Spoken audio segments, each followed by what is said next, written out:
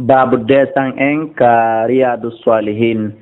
no yewten sunnatul maghribi fi sunnaje den ka fotoro ba'daha bawo fotoro on wa qablaha ko do woni adi fotoro on fu mudum darsu en بإن أن تقدم في هذه الأبواب أن درء دمبد حديث ابن عمر حديث عبد الله بن عمر وحديث عائشة حديث أنان عائشة وهما لين حديث جديد صحيحان كسلوا جديد أن النبي وأن النبي صلى الله عليه وسلم كان أولاد يصلي مجولين وبعد المغرب باو فطرون سلمنا مركعتين در جديد ينقل ونكب وعن عبد الله بن مغفل رضي الله عنه عن النبي قد النبي صلى الله عليه وسلم قال نلا ما تصلوا جولة قبل المغرب قد فتروا يو قال ما في الثالثة كونغول تتبع لمن شاء كونون كون عنده من فعل ده نال ترى سنة مؤكدة ما وني واجبي رواه البخاري وعن أنس جتام أنس رضي الله عنه قال وما كلا قد رأيت جمجمي كبار أصحاب رسول الله صلى الله عليه وسلم مقباب صحابة نلا ده يبتدرون سواريا كدوني هبه هتناينو ko ɗum woni e tugale ɗen ka nder juulirde indal mahribi kasanga futuro ko ɗum woni ɓe yahayno ɓaaro e majji soɓɓindo e majji alegoye ɓe ronka ruɗɗude legoye rawahu al-Bukhari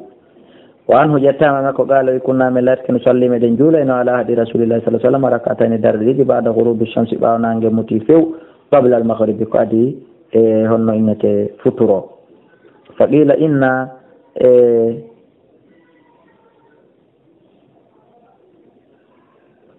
فقيل إن أكان رسول الله صلى الله عليه وسلم إن نلا دلاتك صلاهما بجولين ده قال كان وي يرانا مدن يرانا كان نلا دلاتك يرانا هم يأينون نصليهما مدن جولة فلم يأمرنا ويمرال من ولم ينهنا أو هدانا من كدي رواه مسلم on andi sunna ko fasonji buy no jeya e sunna de nela yata goddo no wada goddum be fanka be ronka hadude be mana tabintinirgol ko ɗum woni deƴƴugol haray woni sunna wa anhu ƴettama maɓɓe kala ɓe ma kunna min laatinoke bil madina fa ida addana al muaddinu so tawi noddinowo noddinani li solati magribi julde fotoro ibtadaru sawariya ko ɗum woni ɓe hittiniroye ko ɗum woni katugale faraka o ɓe ruƴƴa rakatayni darɗe ɗiɗi hatta inna rajula ha no gorko alghariba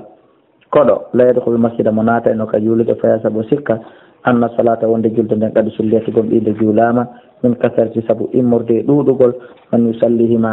juulayɓe ɓen ɗeɗo darɗe ɗiɗi rawahu muslim ko imam muslim ko filli hadisi on wallahu a'la wa a'lamu.